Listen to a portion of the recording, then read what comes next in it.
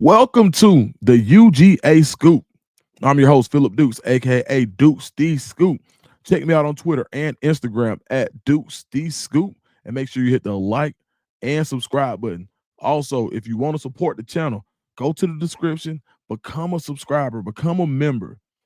Different ways to support, and man, let's get right into it. So, you guys, anybody who doesn't know me, Philip Dukes, aka Dukes the Scoop, like I just said, and got a lot of good relationships at UGA, and I didn't really get an opportunity to use them the way I wanted to in the past. So I thought that I would.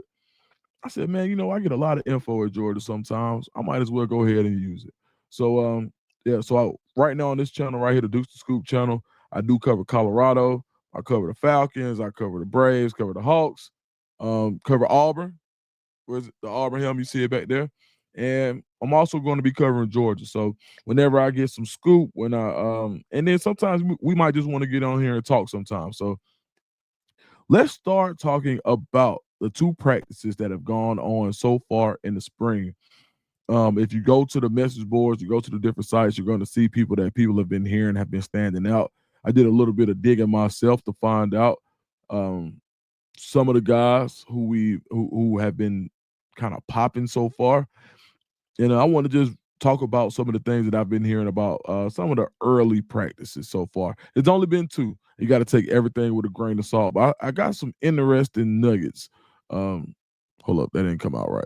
Got some interesting facts or some scoop. Let's go with that about what's going on in UGA. So let's talk about it. First and foremost, Zachary Branch, everything that he's been touted to be. When you talk about somebody being absolutely electric with the ball in their hands, he's someone that I've heard from multiple sources that is going to be a difference maker year one.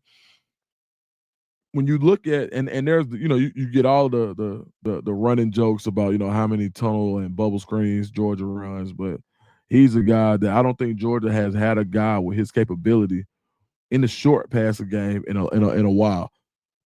He's also, from what I'm hearing, he's also going to help you in the return game. I think right now, I think it's probably Dylan and Branch so far. Uh, I think going forward, you're going to see KJ Bolden get a shot at kick return. But right now, I think during the season, you could possibly see some combination of those three as it stands. But Branch is going to be a force to be reckoned with, and he's made a great early impression.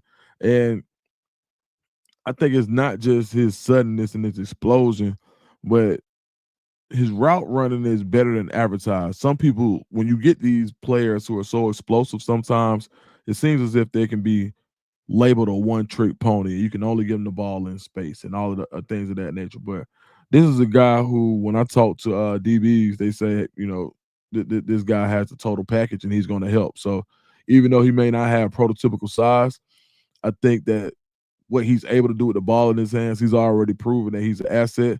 So definitely shout out to Mr. Branch for the explosion that he's shown so far. Next guy I want to talk about is Jayen Rale. And at tight end, you can basically call UGA tight end university. And when you look at what's in front of him, he's going to get some rotational plays. But this guy, from what I'm hearing, the way he attacked winter workouts, what he's been doing so far, even last year during fall, during the practices. He's somebody he's going to force his way onto the field. Rale, superb athlete, originally a baseball player who also played some basketball. And when you talk about someone who has gained and garnered the respect of his teammates, and somebody's like, bro, you may be a guy that they got to find you some snaps. Like he's a killer. Um, when I talked to linebackers last year, one of them being, well, we'll talk about that later. When I talked to some of the linebackers last year, they all thought that he was a guy who was going to be able to help. When you just talk about the separation that he gets, um, now I think that there may be some things to be desired as far as blocking goes, but when you talk about as far as pass catching, he may be the best pass catching tight end, most explosive tight end on the roster. So that's another guy who's been flashing early, from what I'm hearing from practice session 1 and 2, that it's going to be hard to keep him off the field this year, even with having more senior guys in front of him. this next guy I'm gonna talk about is probably one. He may be the most important guy on the defense this year, and that's Q Johnson, Quintavious Johnson, out of the Atlanta area at the edge, outside backer. You don't have a lot there. I mean, the days of just being able to run out, 5-star after 5-star at that position are over.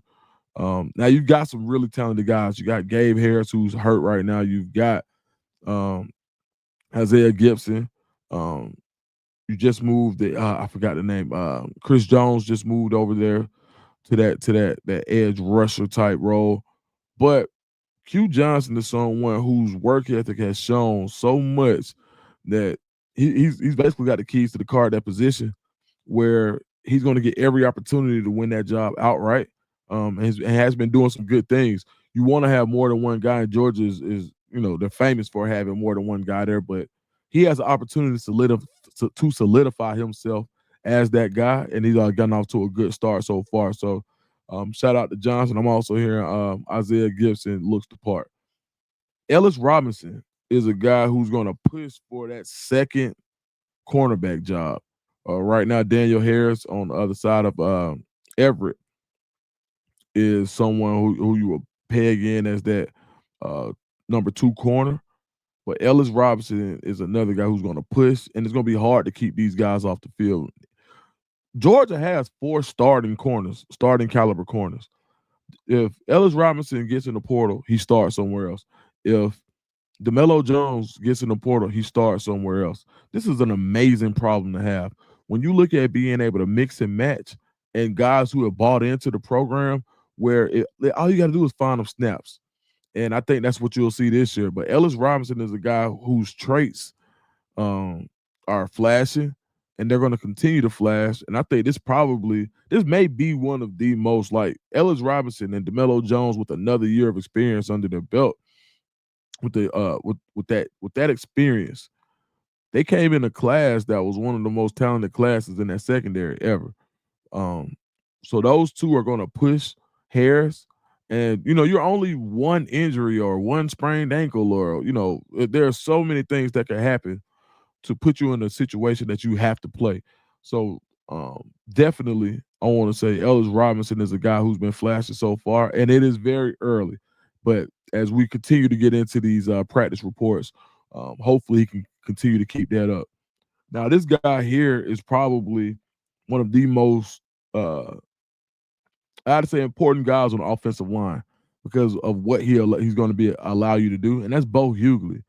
Um, Bo Hughley is a guy came in 4-star recruit, 6'6", 6'7", always was undersized. Came in undersized and actually moved to tight end when he first got to UGA, but always had to fight in him. Was first in a lot of drills.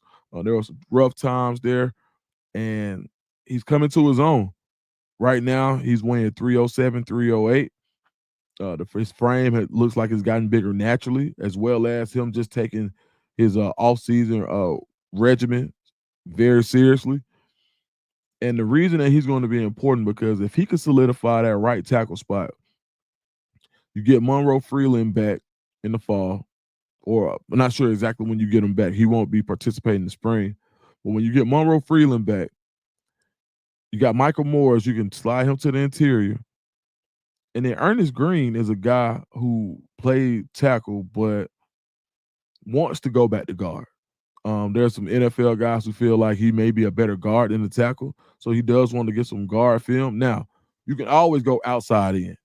Like that wouldn't be like he's a very versatile lineman, but imagine that line if you're able to push. If you can get Hughley at that right tackle to push, and you can have Ernest Green go to guard. So I think that's huge. But so Hughley's finally put on that weight, and it's showing. He feels stronger for what I'm hearing, and looks bigger from what I'm hearing from the outside. And I think so. One thing. So last fall, I had a conversation with Coach Smart, and I asked Coach Smart, I'm like, "What's going on with Bo?" And there was some injuries going on. I was like, I thought Bo would have played. Like what's going on with him? And Coach Smart is like basically like, dude, I can't play a 290 some pound kid in the SEC. that just came. And that was as succinct as he could be. He was like, look, Bo puts on that weight, he's gonna get opportunity. But you just can't run a 290-pound kid out in the SEC, not the way we play. And I thought that spoke volumes, and that laid a challenge in front of Bo, and Bo met the challenge. And Bo's frame can hold up to 315 to 320. So you're just seeing the front end of his maturation, and I think it'll go a long way. So hopefully he continues to keep up the good work. But right now, the early returns on Bo Hughley have been good.